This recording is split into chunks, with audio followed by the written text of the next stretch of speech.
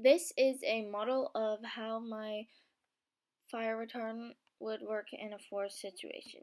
I didn't have enough fire retardant to sprinkle or dump on the forest, so I had to sprinkle it in little chunks. Here I'm prepping it with sawdust and polydopamine cellulose solution. I think the fact that I had to sprinkle it in little chunks onto my forest simulation made it less effective. In a real situation, it would be dumped out of a plane, coating most things.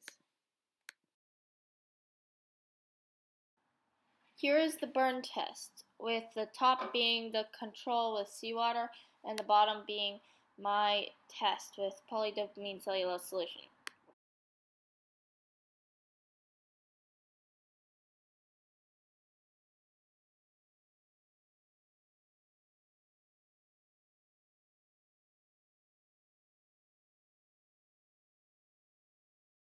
Here are some observations that I noticed after the simulation was burned.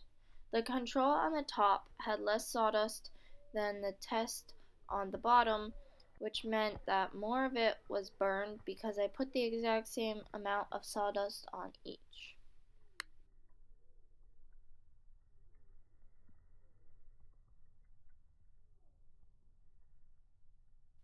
During the test, I didn't have a way of putting the cellulose on evenly, so I had to just sprinkle it, and I think that's one of the reasons there wasn't many changes between the two, besides the sawdust.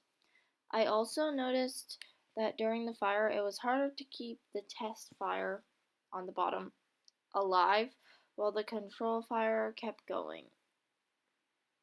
One last thing I noticed was that there was a tree that wasn't burned on the test, while on the control, all the trees got a little burnt.